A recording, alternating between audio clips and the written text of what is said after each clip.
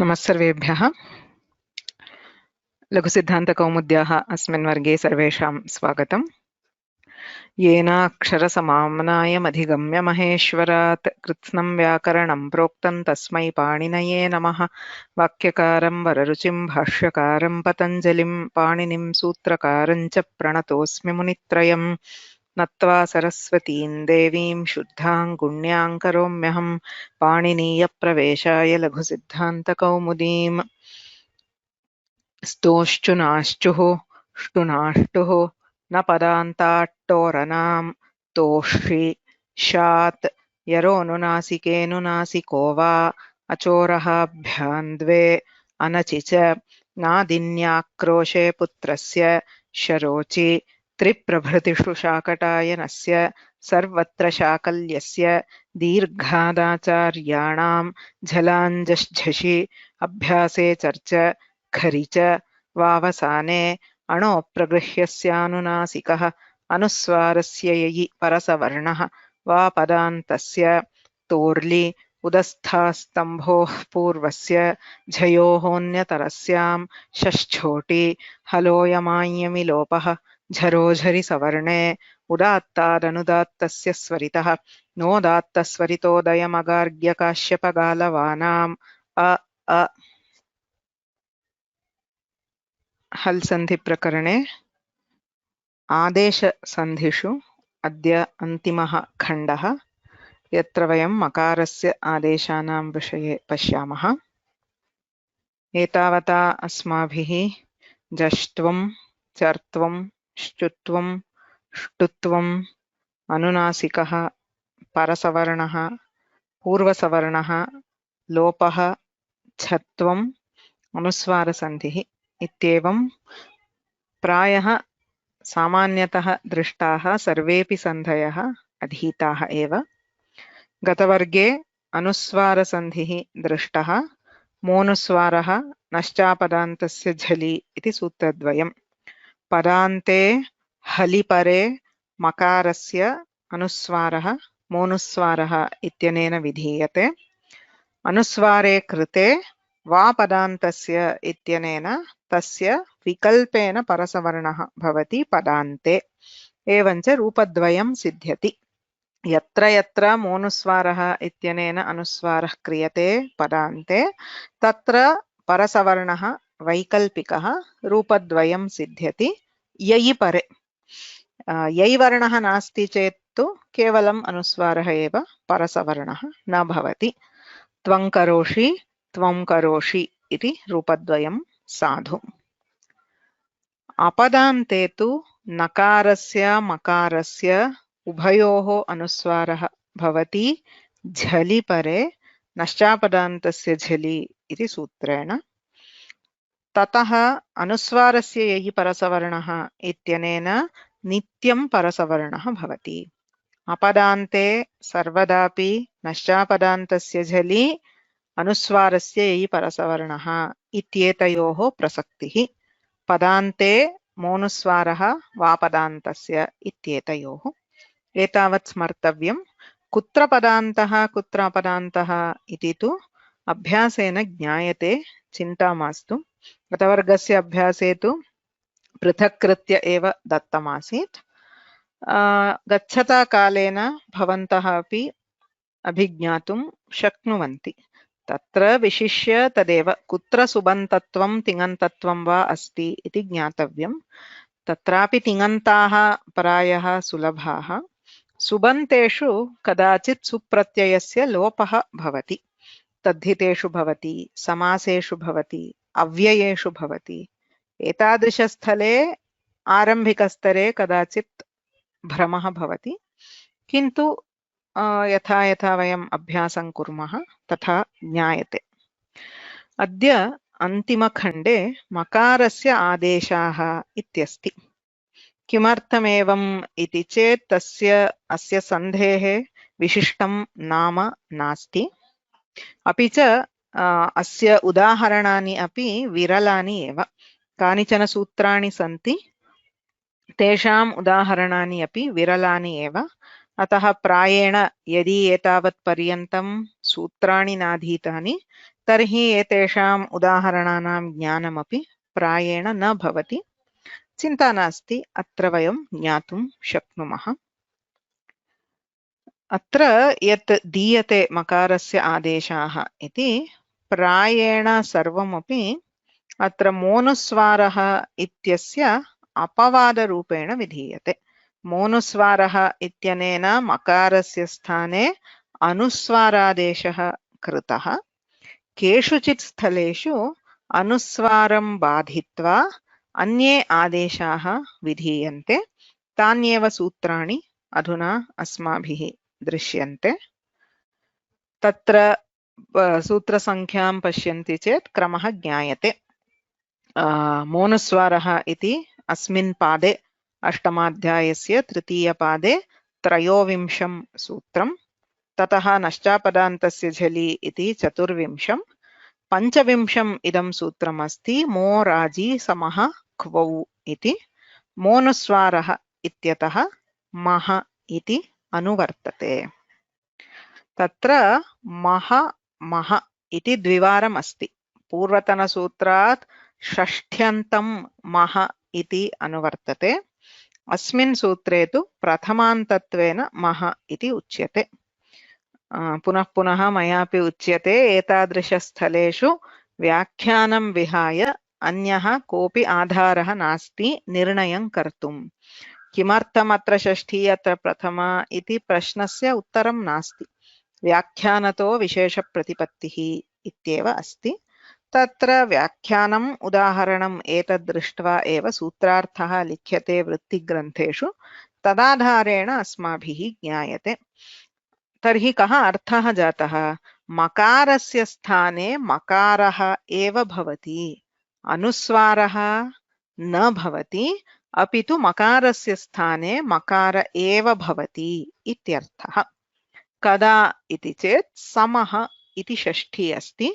सम् इति यः उपसर्गः तस्य मकारस्य, सम् इत्युपसर्गस्य यः मकारः तस्य मकारः आदेशः भवति। कदा इति चेत् क्वौ राजि इति पदद्वयं सप्तमी विभक्तौ विद्यते। क्विबन्ते राजतौ परे समः मस्य मयेव स्यात् इति सूत्रार्थः। अस्य अर्थः तु ज्ञायते। सम् इति उपसर्गे यः मकारः अस्ति तस्य स्थाने मकारः एव भवति, अनुस्वारः न भवति इति तात्पर्यम्। अनुस्वारं बाधितुं मकारस्य स्थाने मकारः विधीयते। कदा इत्यत्र क्विबन्ते राजतौ परे इत्यस्ति। तत्र क्विप् क्वौ इत्यनेन क्वि, क्वौ इति क्वि शब्दस्य सप्तमी विभक्तिः। यथा हरि इत्यस्य हरौ इति भवति, एवं क्वि इत्यस्य क्वौ इति भवति। क्वौ इत्युक्ते किम्? क्वौ परे अग्रे क्वि अस्ति चेत् क्वि इत्युक्ते किम्? क्विप् इति कश्चित् कृत् प्रत्ययः अस्ति। कृत् प्रत्ययाः धातुभ्यः विधीयन्ते। प्रायः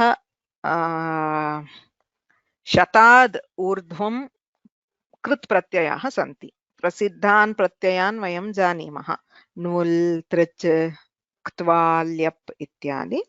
एवमेव क्विप् इति कश्चित् प्रत्ययः अस्ति। तस्य प्रत्ययस्य विशेषः कः इति चेत् सः सर्वापहारी प्रत्ययः इत्युच्यते। अर्थात् प्रत्ययस्य कोऽपि भागः न श्रूयते।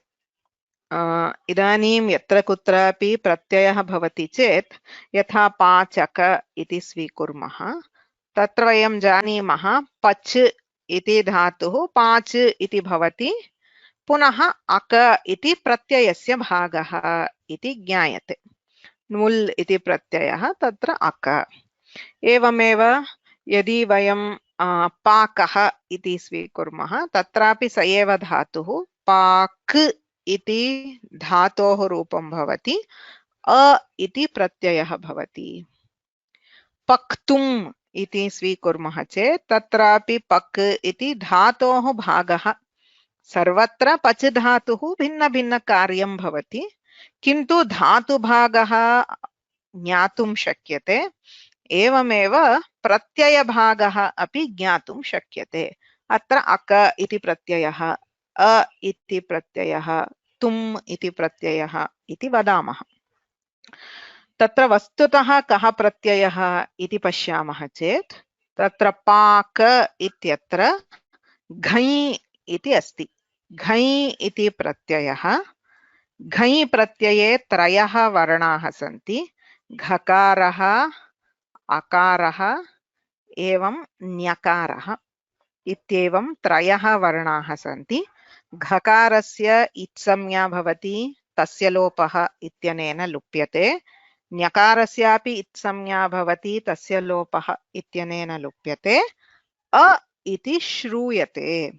श्रूयते इत्युक्ते पदे घञ् प्रत्ययान्तः यः कोऽपि शब्दः, यथा राम इत्यत्र राम अ, अ इत्येषः अंशः प्रत्ययस्य वर्णः श्रूयते। एवमेव तुमुन् इत्यत्र स्वीकुर्मः चेत् औपदेशिकरूपे उकारः अस्ति, नकारः अस्ति, किन्तु उभयोः लोपः भवति, तुम् इति श्रूयते। एवं क्त्वा इति प्रत्ययः, तत्र ककारस्य इत् संज्ञा भवति, लोपः भवति, त्वा इति श्रूयते। एवं च सर्वेषु प्रत्ययेषु औपदेशिकरूपं भवति, यत्र अधिकाः वर्णाः भवन्ति। तत्र सामान्यतः इत्संज्ञया केषाञ्चित् वर्णानां लोपः भवति, कश्चित् भागः श्रूयते।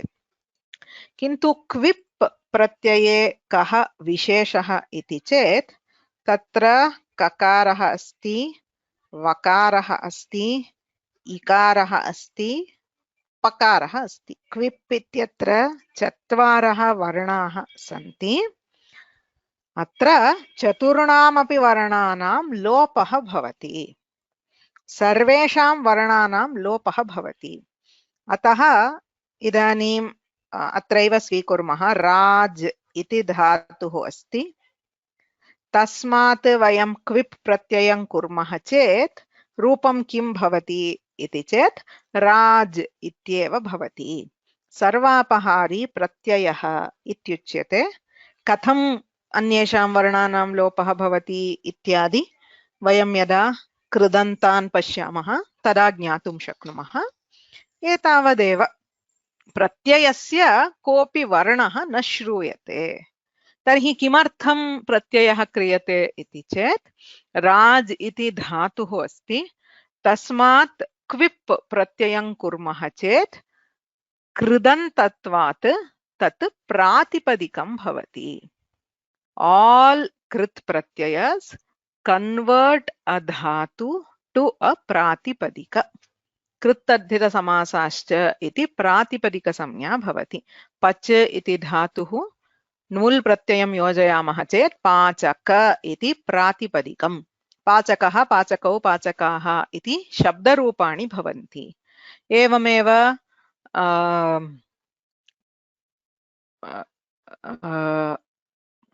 अन्यः को वच् धातुः, तत्र तृच् प्रत्ययं कुर्मः चेत् वक्तृ इति प्रातिपदिकं भवति। वक्ता, वक्तारौ, वक्तारः इति सुबन्तरूपाणि भवन्ति। So कृत् प्रत्ययस् are the interface which convert dhatu to प्रातिपदिका। एवमेव अत्रापि क्विप् प्रत्ययं योजयामः चेत् तत्र राज धातुः अस्ति, धातोः तिङन्तरूपाणि भवन्ति, राजते, राजेते, राजन्ते इत्यादि।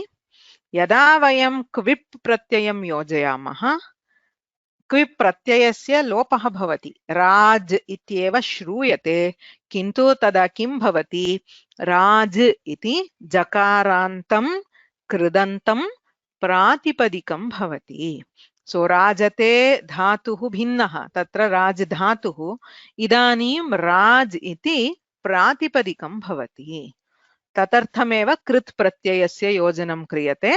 विशिष्य क्विप् प्रत्ययः यत्र राज इति पश्यामः चेत् वयं वक्तुं न शक्नुमः, किन्तु वाक्ये प्रयोगं पश्यामः चेत् तत्र ज्ञायते तिङन्तत्वेन उपयुक्तः वा कृदन्तत्वेन वा इति। अत्र राज जकारान्तः पुल्लिङ्गः राज शब्दः।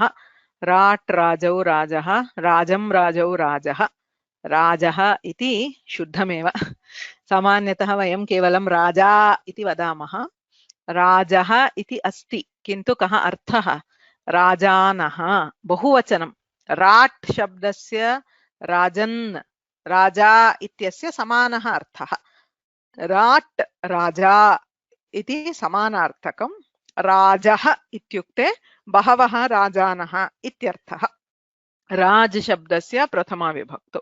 एवं च अयं राज शब्दः क्विबन्तः इत्युच्यते। क्विप् प्रत्ययान्तः राज शब्दः अस्ति। तस्मिन् परे क्विबन्ते राजतौ परे इत्युक्ते क्विबन्तः यः राज धातुः राजतिः एत्येधत्यूट्सु इति सूत्रं स्मरन्ति चेत् तत्र एति इत्युक्ते इण् धातुः, एधति इत्युक्ते एध धातुः इति उक्तमासीत्। एवमेव अत्र राजति इत्युक्ते राज धातुः। क्विबन्तः यः राज धातुः अस्ति तस्मिन् परे सम् इति उपसर्गस्य मकारस्य मकारः एव भवति इति सूत्रार्थः। एकमेव पदं वस्तुतः सिद्ध्यति, सम्राज् इत्यस्ति। बहु प्रसिद्धः शब्दः सम्राट्। सम्राट् इत्युक्ते चक्रवर्ती इत्यर्थः। केवलं राट् भवति, normal king, whereas Samrat is an emperor, a king of kings. So there are many kings under him. So he is an greater king. So to denote that, we have the upasarga sam. So when sam is followed by this kvibanta raj shabda, अत्र मोनुस्वारः इत्यनेन अनुस्वारे प्राप्ते। यदि इदं नूतनं सूत्रं नास्ति तर्हि वयं किं कुर्मः? अत्र राज इत्यत्र रेफः हल् वर्णः, हलिपरे पदान्तस्य उपसर्गः सर्वदापि पदं भवति। पदान्ते मकारस्य अनुस्वारः क्रियते। तदा किं भवति? स तत्र अनुस्वारः राज इति रूपं स्यात्, किन्तु इदं रूपम् असाधु। एवं कदापि न लिख्यते। प्रायः सर्वे जानन्त्येव कथं लिख्यते। सम्राट् इति तु मकारेण सहितः एव लिख्यते, अनुस्वारः न लिख्यते। तदर्थम् इदं सूत्रं विशिष्य निर्मितमस्ति पाणिनिना। मोनुस्वारः इत्यनेन अनुस्वारे प्राप्ते अनेन सूत्रेण मकारस्य स्थाने मकारः एव भवति, अनुस्वारः न भवति। इदं मोनुस्वारः इत्यस्य अपवादः। सर्वदा सम् इत्यस्मात् राज इत्यस्मिन् परे अनुस्वारस्य प्राप्तिः तस्य अपवादत्वेन मस्य मः विधीयते।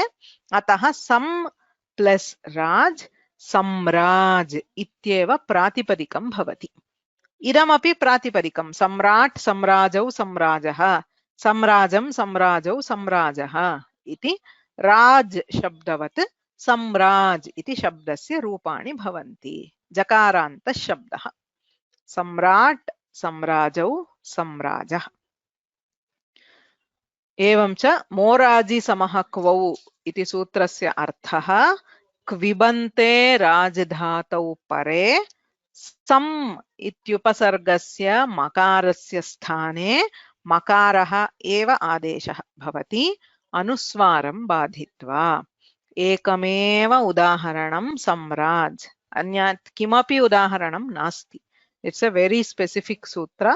The only example for the sutra is Samraj. केऽपि प्रश्नाः?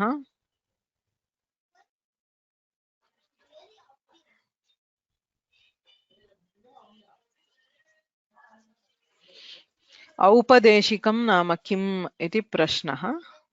धातुपाठे अथवा प्रत्ययेषु मूलतः उपदेशः यस्य क्रियते, उपदेशः आद्योच्चारणम् इति प्रायः स्मरेयुः। हलन्त्यम् इत्यत्र उपदेशे अन्त्यं हल्। मूलरूपम् औपदेशिकम् इत्युच्यते। यथा डुकृञ्यकरणे इति धातुपाठे औपदेशिकः धातुः। किन्तु यदा वयम् इत्संज्ञकवर्णानां सर्वेषामपि लोपं कुर्मः तदा तत्र कृ इति भवति. So kr is not the original dhatu as found in the original dhatu patha. So the original form which is found either in the dhatu patha or the sutra when a sutra gives a pratyaya. Say for example kvip cha, the original pratyaya says kvip. So ktva, so it says ktvanamulau. So ktva is the aupadeshika form of that pratyaya. After removing the itsamnya, etc., deleting some of the letters, there is something remaining. What we usually hear in the word is may not be the original form. As I said, we hear a as the pratyaya in Rama, but the actual pratyaya, aupadeshika form of that pratyaya is ghanya. So knowing the aupadeshika form is very important for Vyakarana because we do a lot of karyas based on the aupadeshika form.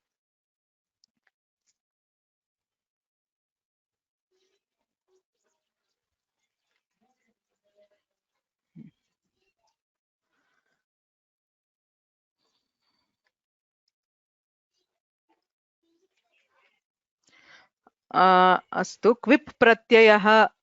How do we know if quip pratyaya is used? We know by using. If you are using rajate, chandraha akashe rajate, dhatuhu dhatu rupam asti. Kintu chandraha nakshatranam rat, udurat iti shabdah asti chandrasya. Udu nama nakshatram. Nakshatranam rat. So udurat, chandraha udurat iti vadami chet tatra सुबन्तस्य तिङन्तस्य तु भेदः ज्ञायत एव. राज राजन् एतयोः कः भेदः? शब्दः भिन्नः. यथा राजन् इत्यस्य पर्यायपदानि बहूनि सन्ति. नृपः इत्यस्ति, भूपतिः इत्यस्ति. एवं राट् इत्यपि भिन्नः शब्दः. They are two different words. That's all. राज सम्राज एतयोः कः अर्थः?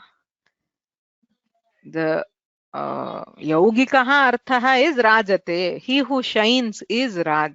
That is the literal meaning, but it means a king. As I said, there is a meaning which is derived from the dhatu, means to shine. But the meaning of Rat in general is a king, and Samrat is an emperor. Samraj, how is Samraj converted to Samrat? तत्र तु अस्माभिः सुबन्तप्रक्रिया ज्ञातव्या भवति. तत्र जकारः अस्ति, तत्र व्रश्चभ्रस्जेति सूत्रेण षत्वं भवति, ततः जष्ट्वं भवति, ततः चर्त्वं भवति. तत्तु अग्रिमखण्डे. So that is for the next section of the Laghu Kaumudi where we see the derivation of subanta forms from Pratipadikas. Okay, as Monuswaraha does not know Moraji Samahakvau, will Monuswaraha be applied first? I think we have discussed this earlier. For an Apavada Sutra, there is no Asiddhatva.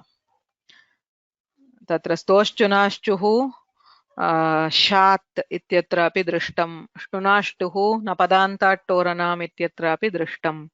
Yatra kutrapi apavada sutram utsargat anantaram asti chedapi tasya asiddhatvam na bhavati.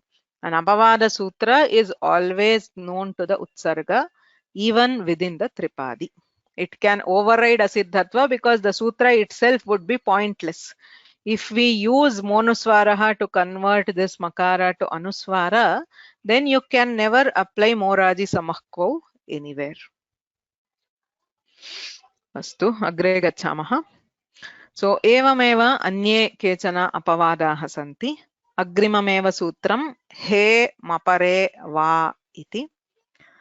तत्र मोराजि समः क्वौ इत्यत्र मः इति, मोनुस्वारः इत्यतः अपि मः इति अनुवर्तते। समानः अर्थः। मकारस्य मकारः भवति। यत्र यत्र मकारस्य मकारः विधीयते तत्र अनुस्वारः न भवति इत्यत्रैव तात्पर्यम्। अनुस्वारस्य बाधनार्थं मकारस्य मकारादेशः विधीयते। कदा भवति इति चेत् हे मपरे, मपरे हकारे, मकरे मपरे हकारे परे मस्य मह वा। कः अर्थः? सूत्रं पश्यामः चेत् किञ्चित् भ्रमः इव स्यात्। बहु सरलः। मकारस्य अग्रे किमस्ति? मपरः हकारः इत्युक्ते हकारः हकारोत्तरं मकारः, हकार मकारयोः संयोगः अस्ति चेत्, मकारः अस्ति ततः अग्रे मपरे हे इत्युक्ते ह म अनयोः संयोगः अस्ति चेत्, एवमस्ति चेत् मकारस्य स्थाने मकारः एव भवति इति सूत्रार्थः। वा इति अस्ति, अतः विकल्पेन भवति। विकल्पेन मकारस्य मकारः भवति। अपरस्मिन् पक्षे मोनुस्वारः इत्यनेन अनुस्वारः भवति इत्यतः रूपद्वयं तत्र सिद्ध्यति। मकारस्य स्थाने मकारः, पक्षे अनुस्वारः। किं मलयति, किं मलयति इति रूपद्वयं भवति। मल इति धातुः अस्ति। तत्र धातुपाठं पश्यामः चेत्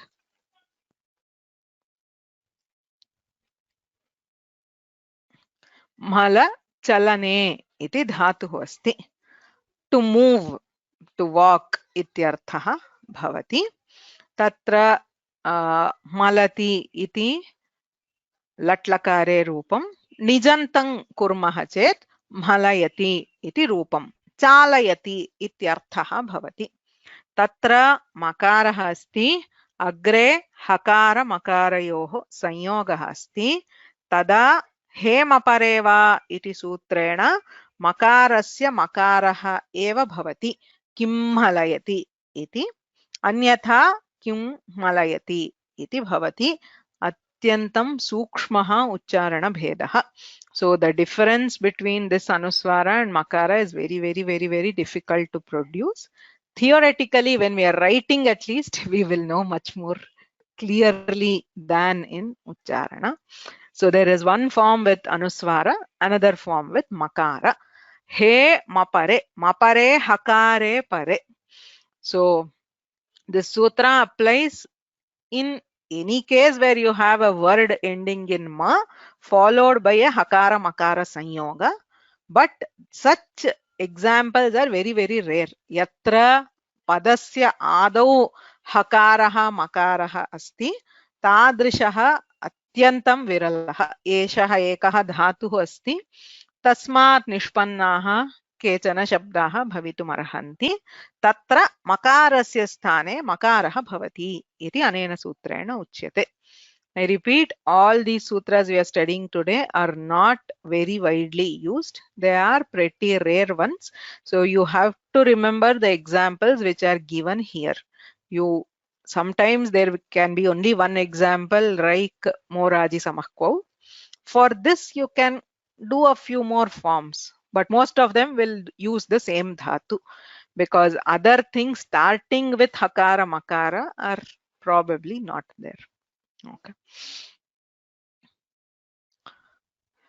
अत्र एकं वार्तिकम् अस्ति, यवलपरे यवलाः वा इति।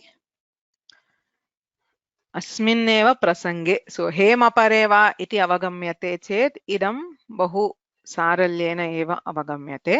हकारे, यवलपरे हकारे, अर्थात् हकारः यकारः सूत्रेण किमुक्तं हकारः मकारः अस्ति चेत् मकारस्य मकारः भवति इति अनेन किमुच्यते हकारः यकारः अस्ति चेत् मकारस्य स्थाने अनुनासिकः यकारः भवति किञ्यः किं यः इति रूपद्वयं भवति ह य हकार यकार संयोगे परे मकारस्य स्थाने अनुनासिकः यकारः भवति एवं हकारः वकारः अस्ति चेत् व इति अस्ति चेत् किं वलयति इति भवति व इति अनुनासिकः वकारः भवति ल हकार लकारयोः संयोगः अस्ति चेत् अनुनासिकः लकारः भवति किल्लादयति इति भवति अन्यथा किं ह्यः किं वलयति किं लादयति इत्यत्र अनुस्वाररूपम् अपि भवति यवलपरे हकारे इति स्वीकरणीयं सूत्रतः हे इति अनुवर्तते यवलपरे हकारे हकारादनन्तरं यकारः वकारः लकारः अस्ति चेत् मकारस्य यवलाः क्रमशः in order, so the makara is replaced by ya va la according to this vartika. अग्रिमं सूत्रं पश्यामः एतत् सर्वमपि समानरीत्या भवति न परे नः यत्र तु नकारः अस्ति तत्र न परे हकारे so it's all like extremely simple I mean exactly the same okay so वा इति अनुवर्तते न परे हकारे मस्य नः भवति समानम् अग्रे हकारः नकारः अस्ति तदा मकारस्य स्थाने नकारः भवति मस्य स्थाने नः पक्षे अनुस्वारः किन्नुते किं नुते हकारः नकारः नुते अयं धातुः किञ्चित् प्रसिद्धः नुङ् अपनयने to hide something is called nu apanhuti is an alankara which is pretty famous apanhava etc so kinnute kim nute iti रूपद्वयं भवति अत्र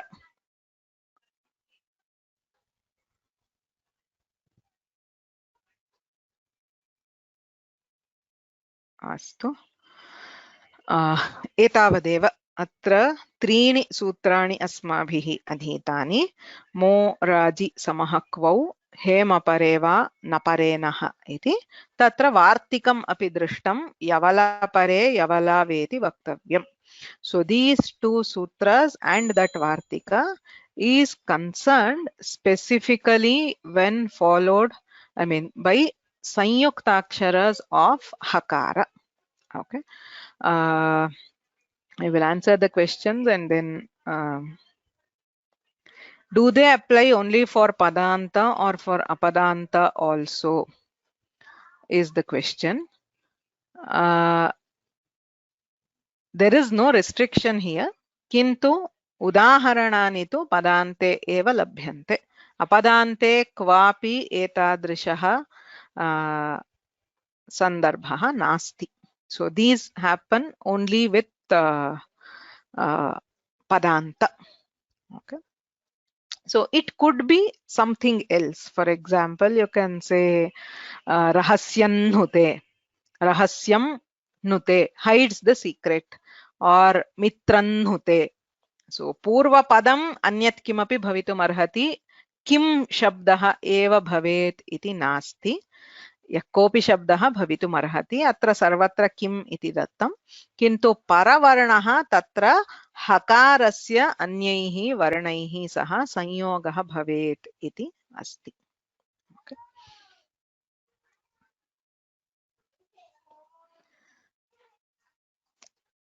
Okay, so I just want to share an interesting insight here. It is not relevant to the Laghu Kaumudi. It is not there in the text also. But there are a lot of times when people ask about the pronunciation of these letters, right? All these Sanyukta Aksharas, if you have noticed, the Sanyukta Aksharas which we have seen in this, the Hakara Makara, the Hakara Nakara. So the traditional pronunciation for these letters is where the Nakara or the Makara is pronounced first, right? Brahma, not Brahma. Vannihi, not Vahnihi.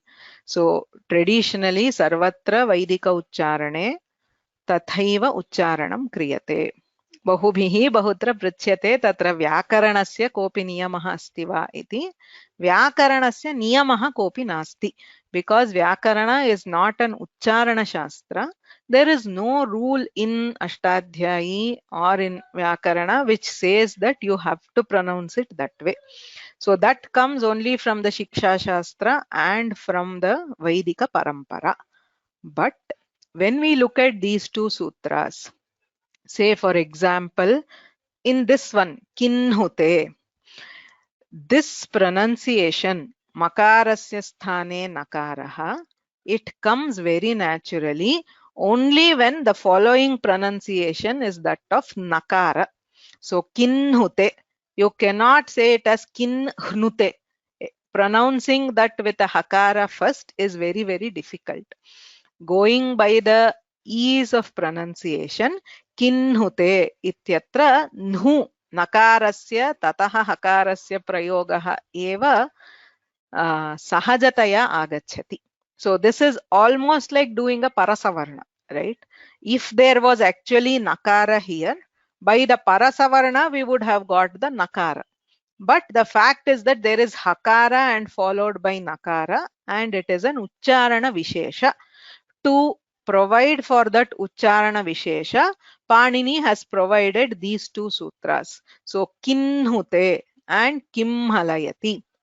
So both these are like an indirect stamp of Panini for that pronunciation where the nakara is actually pronounced before the hakara here. Even in Kimhalayati, makara is pronounced before the hakara. Otherwise, the uchcharanas don't make much sense. Okay. So गृह्णाति तत्रापि नकारस्यैव प्रयोगः गृह्णाति इति न प्रयुज्यते सांप्रदायिकैः. Okay. And this Vartika, this is again a very interesting this one. Even for ya, va, la, for makara, nakara, nakara, say vanhihi, brahma, everywhere throughout India, the Vaidika Uchcharana is always ma first and then na first and then hakara. Whereas in case of ya, va, la, there is a change. So in Maharashtra and Pune, there are scholars who do pronounce this as ya, yuhalayati, valayati, ladayati. Even in pralhadaha rather than prahladaha. Okay, so that tradition is also attested by the Vartikakara. So here also again the easiest pronunciation is when Kihaha. Yakara comes first and then Hakara. Kim Valayati, Killadayati. So that is when you can actually pronounce this ya, va, la correctly. But this one, this pronunciation, there is a kind of a this thing in tradition. So we see indirect evidences to that tradition in Vyakarana, but there is no direct sutra. Okay.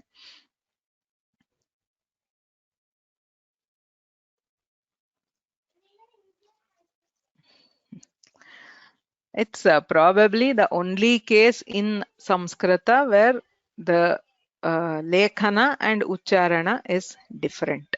Okay. So it is unique, but I mean, it's there extensively in other languages. But in this, it's a case, but Sampradaye tu nishchayena asti.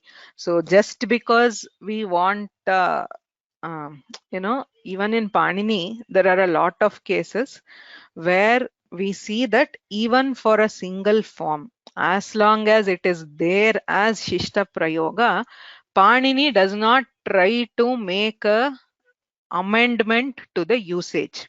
Okay, there are so many cases where he puts a single sutra for a single word. We may have that tendency. Why not change that prayoga itself? If that prayoga is irregular, why don't we make it orderly? But our Shastra has never worked that way. Ye shishta prayogaah santi tesham anvakhyanameva kriyate vyakaranena bhashayaah regularization na kriyate. So he doesn't try to force fit a form. If it is an exception, it is an exception. You have to accept that exception. Is the outlook of the Vyakarana Shastra always. It's very, very, very clear with Panini.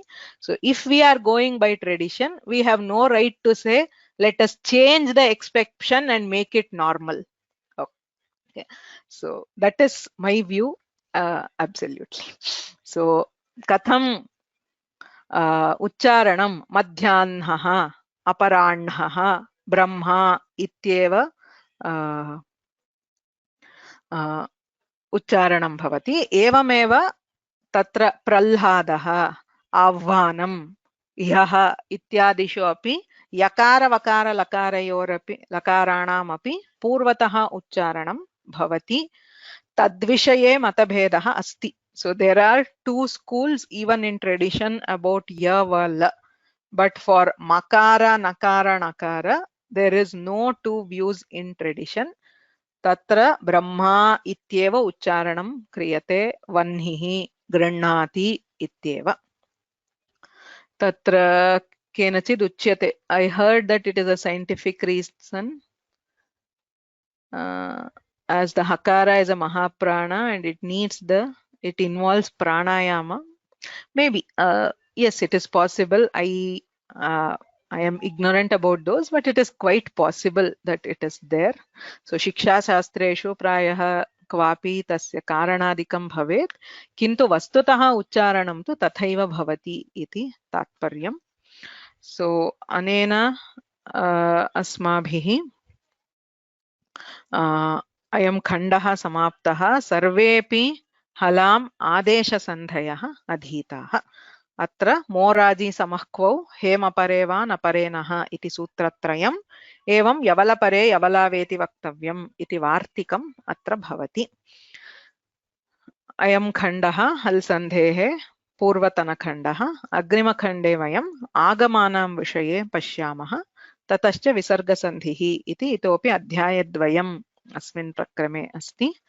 अत्र सन्धियोजनं विभागः अस्ति. सो अग्रे अस्मिन् शुक्रवासरे अध्यायस्य संक्षेपः भवति. भानुवासरे अभ्यासचर्चा भवति. ततः एकस्य सप्ताहस्य विरामः. मे मासस्य 31 दिनाङ्के 31st May Monday we will be starting with the next chapter. अस्य अध्यायस्य अन्ते परीक्षा नास्ति.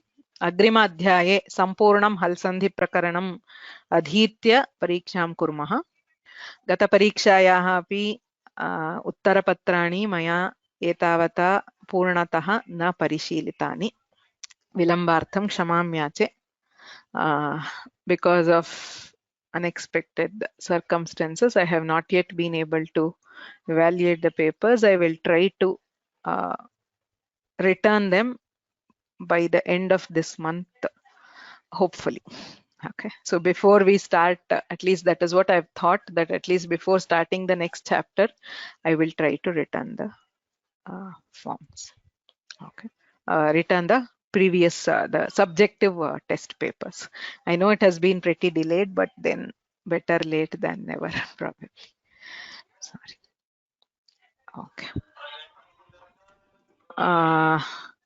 अस्तु, अत्र स्थगयामः. अत्र प्रश्नद्वयं त्रयम् अस्ति. So those who want to leave can leave, but since there is time, I will answer a couple of more questions. So could you please explain the use of rajatau again? इक्ष्तिपौ धातु निर्देशे इति अस्ति.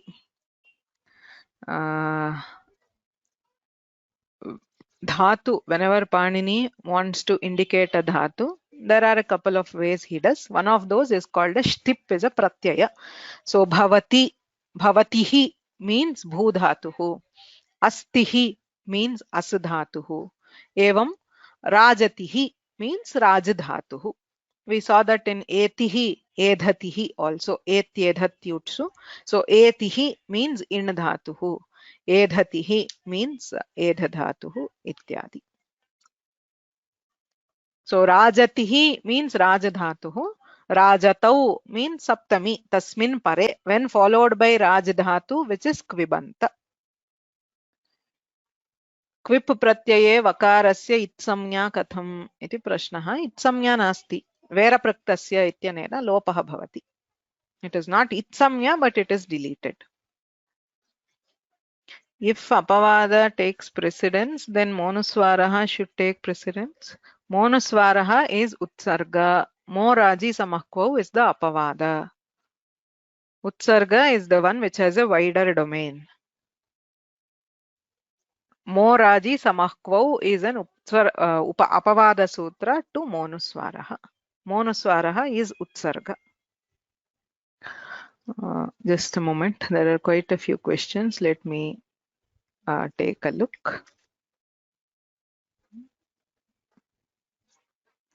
Bhubhrit shlagha. Chattvamamiti vachyam iti vartikena na bhavati va. Bhavati, there we can, as in, if your question is which sutra should be mentioned, it is always better in this case to mention Shashchoti followed by Chattvamamiti Vachyam. So the Chatva is by Shashchoti, the Vartikakara is just extending the range of Shashchoti by Chattvamamiti Vachyam. So you can say Bhubhrich. So in this case, so till here we get, then Bhubhrit Shlagha Vartikam Vaktavyam. You should mention it. So you can say Shashchoti Chattvamamiti Vachyam. Okay, so that it is clearer. Like Chatva is, the sutra is not just, the Vartika does not give Chatva by itself. It just says that Ami pare bhavati iti vaktavyam. So you can mention both.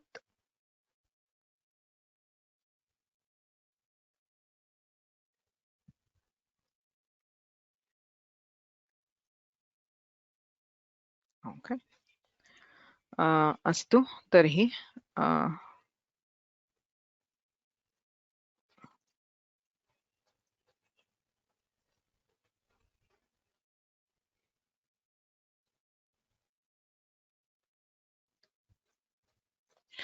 Can santatihi also be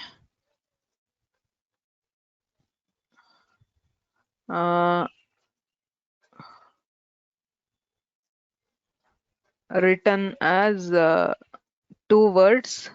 So see, two forms are correct. That is, you can say with anuswara or with parasavarna, but we don't give a space between upasarga and dhatu.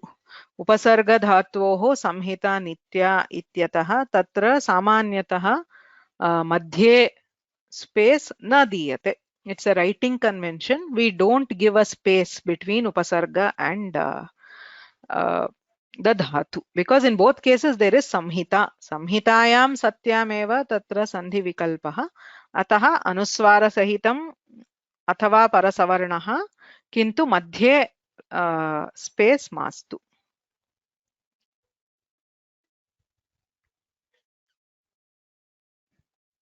पंडितः इत्यत्र ष्टुनाष्टुः इत्यस्य प्रसक्तिः अस्ति खलु इति प्रश्नः, किन्तु ष्टुत्वम् असिद्धम्.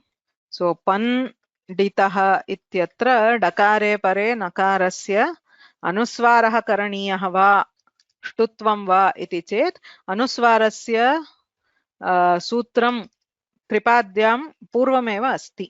Whereas ष्टुत्वा is 8441. ष्टुत्वस्य असिद्धत्वात् तत्र नश्चापदान्तस्य झलि इत्यनेन अनुस्वारः एव भवति. अनुस्वारे कृते परसवर्णः भवति.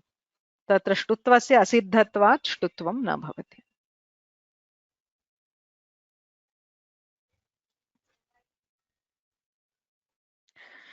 L is not at, then how shashchoti? They said that is why we have the Vartika. Chatvam ami. The Vartika is extending this ati. It is basically, it is replacing this ati with ami. Therefore, we mention both. That's all. Okay. So when doing sandhi for 3 words, can you please give us the best practice? See, it's basically your convenience. So you can write it in 2 separate steps. For example, I think there was one, what was the example?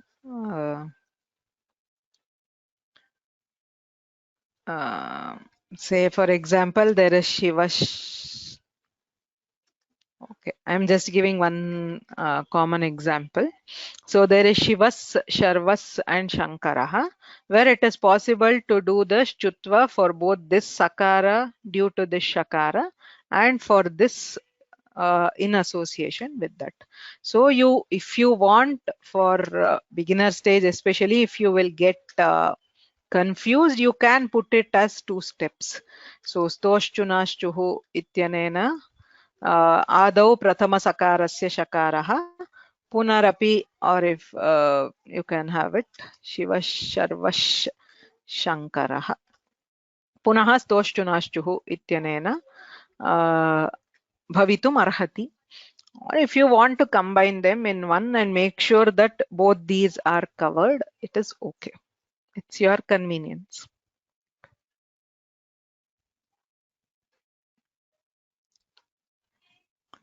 So Kapalabhrit Shivashuli. So there you can do it for the Dakara Chakara Bhavati, Sakarasya Sthane Shakaraha Bhavati. Okay. Kimartam Abhyasavarge Etavantah. Is it good to give preference to the order of sutra numbers? Yes, the order of sutra should always be followed. So you cannot skip that order. So Tripadyam Sutra Kramena Eva Sandhihi Karaniyah. Ekenaiva Sutrena Tatra Dvayoho Padayoho Sandhihi Bhavati Chet. You can either split it into 2 individual steps or give it as a single step. So that is only the case where a single sutra you are doing, but the whole sutra order should always follow the Tripadi order. Okay. So itopi dvitraha prashnaha santi. Brun plus hati atra natvam na bhavati va iti. गतवर्गे यथा कुर्वन्ति इत्यत्र दृष्टं णत्वम् असिद्धम् आदौ अनुस्वारः एव भवति. Because णत्व is in 8-4, it is asiddha to nashchapadantasya jhali. So nashchapadantasya jhali ityanena anusvarah eva bhavati. Anusvare krute nakarah nasti ityatah णत्वस्य prasaktihi nasti. Okay. So madhulit namati or madhu lidh namati. Tatra hodhah ityanena atrapi vastutah क्विप् इति यः प्रत्ययः उक्तः स एव प्रत्ययः लिह् धातुः. लिह् is to lick. So ledhi, that which licks madhu. So it's a honeybee. So tatra ढकारः अस्ति. आदौ जष्ट्वं भवति. मधु लिड् नमति. झलाञ्जशोन्ते इत्यनेन जष्ट्वं भवति. इदानीं ष्टुत्वं न भवति. न पदान्तात् टोरणाम् इत्यनेन पदान्ते टवर्गः अस्ति. तस्मात् परस्य नकारस्य ष्टुत्वं न भवति. किं भवति तर्हि? मधुलिण् नमति. यरोनुनासिके अनुनासिको वा इत्यनेन अनुनासिकः भवति मधुलिण् नमति नो चेत् मधुलिड् नमति इति रूपद्वयं भवति। मधुलिण् नमति मधुलिड् नमति इति। ष्टुत्वं तु न भवति न पदान्ताट्टोरणाम् इति निषेधात्।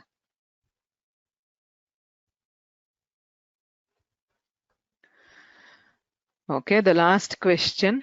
It is not clear whether sutra order to be followed when there are 3 or more words. Whatever the number of words, you have to follow the sutra order. Say Kapalabhrit Shivas Shuli.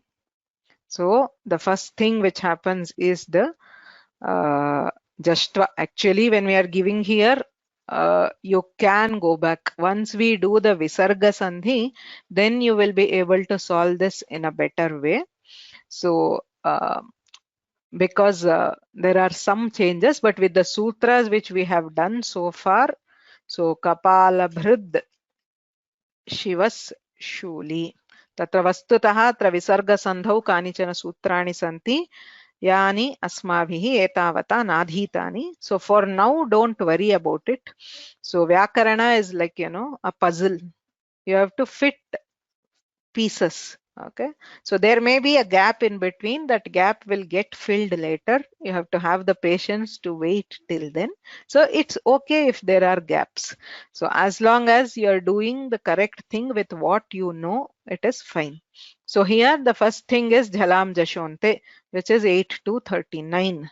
So then Kapala Bhrij Shivas or Shivash. If you want to do Shchutva to both, you can do either in 1 step or 2 steps. So Shchutva will happen next, which is 8-4-40. Then what will happen? We will have Chartva, right? So Kapala Bhrich Shivash Shuli. So Chartva is 8-4-55 Kharicha. So then Kapala Bhrich Shivashuli. So this is Shashchoti 8-4-63. So this whole order should follow the Tripadi order. Okay, Kapala Bhrich Shivashuli. Otherwise, Kapala Bhrich Shivashuli. Yes, Sudha Bhagini, you have a question? Sudha Shrikant, please unmute yourself. Hvalayati ityukte kim Mahoday? Meaning of that word? Shabde. I think it is Shabde. You can just go there and check for the dhatu. Okay. Hvala chalane. So that is also chalane. Mala hvala chalane. It means to move. Dhanyawad. Veena Shetty.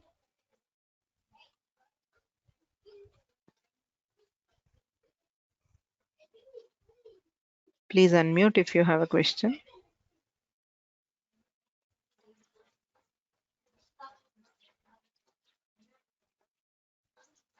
Vijaya.